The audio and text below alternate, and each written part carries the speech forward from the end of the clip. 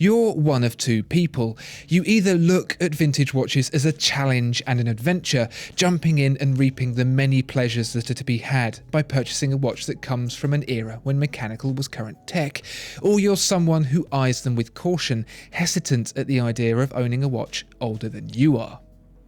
If you're the latter, it's understandable. Not everyone wants to take that particular leap, but it's a shame to miss out. There is a third option, however. Cheat. If you like these videos and want to see more, please help the channel by subscribing.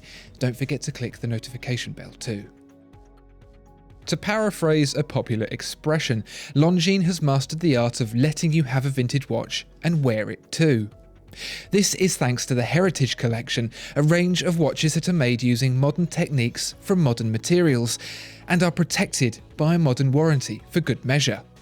Every single one is inspired by an actual vintage counterpart, and herein lies the secret of cheating at vintage. Buy a modern watch that's been styled like it's a half-century old. Of course, some may find contention with this, particularly when it comes to the much debated topic of the imitated aging of features like luminous paint, which typically turns a creamy colour with age. But to be honest, unless these people are willing to pay for you to own and run an original vintage caliber, then it's none of their business. Horses for courses, as they say. Don't like it, don't buy it. But if you do, then you're in luck, as this 1970s Chronograph diver reissue rather aptly demonstrates. It's a chunky piece at 43mm, as the original was also, and it's clearly of an era. It couldn't be any more 1970s if it had brown and orange curtains hanging from the bezel. And aside from the differences mandated by the architecture of the modern ETA 2894 versus the original Valjoux 72, such as the date at 6 replacing the hours subdial and the inversion of the running seconds and chronograph minutes, it's like looking at a watch that made it 50 years without getting a mark on it. And if you want to take this watch underwater, it is a dive watch after all, you can, no worries at all. It's rated to 300 meters, got a crown-operated internal countdown bezel, super luminova coated hands and markers, and an all-important water-resistant strap. You may be wondering why the bezel counts down instead of up, and this is an original feature.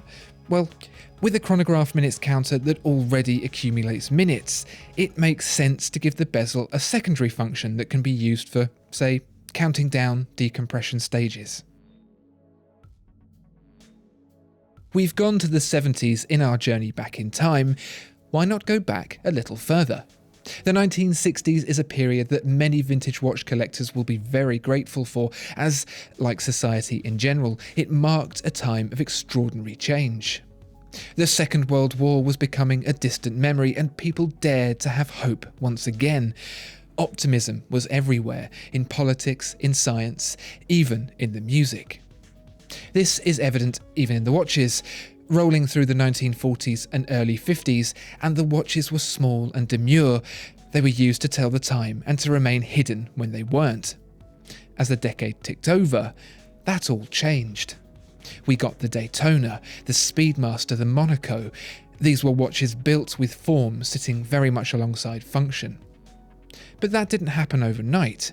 The Daytona had its precursor, the 6238, and the Monaco was preceded by the Carrera. It was after a banned Mexican road race that company head TAG Heuer decided to name his entrant into the 1960s sport chronograph category, and that seemed a rather appropriate take on this brave new frontier of humanity. If the name was good enough for one of the greatest sports cars ever made, coincidentally christened at the same time as the watch, then it was good enough for TAG Heuer. The Carrera of today may carry the spirit of the watch it owes its existence to, but the design has drifted quite a long way from the original. In fact, that first Carrera shares more in common with Rolex's 6238 than it does with the Carrera of today, and so for its 40th anniversary, TAG Heuer decided to remind everyone what it was all about. Well, sort of, because this refreshingly sized 39mm Carrera appears to carry a case inspired by the original and a dial that takes its cues from the 1970s second generation. This is no bad thing. The bicompact dial clean and symmetrical, the bright red seconds hand adding a bit of flair to the otherwise monochrome background. all while retaining the classic case design. It's a testament to Omega and to the design of the Speedmaster that so little has changed on this classic watch since NASA sent it to the moon. If you hanker after something a bit vintage but don't want to become too friendly with your local watchmaker, it doesn't get much better than this. Think of the Moonwatch less as a modern re-edition and more as vintage light.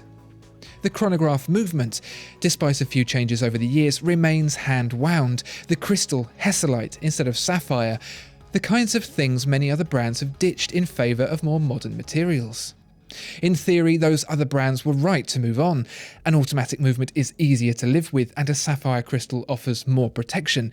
But, in theory, we have no need to be lingering upon these mechanical relics at all. Omega gets it. This is no half-hearted attempt to squeeze a few quid out of the past. Not that the brand hasn't tried that as well. It's a legitimate commitment to keeping alive what made it great in the heyday of mechanical watchmaking. After all, it just might be the most famous watch to have ever existed.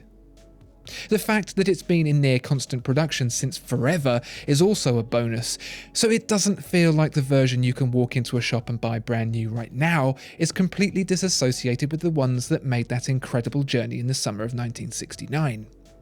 It's kind of bizarre when you think about it, like Porsche still making the 356 today with just a few modifications under the hood. And regardless of the heritage and all that stuff, if you're after a vintage watch, it's probably little things like the plastic crystals and hand-wound movements that are all part of the appeal, the sense that, even just for a moment, you're there when the future looked bright, living in that time of hope and optimism.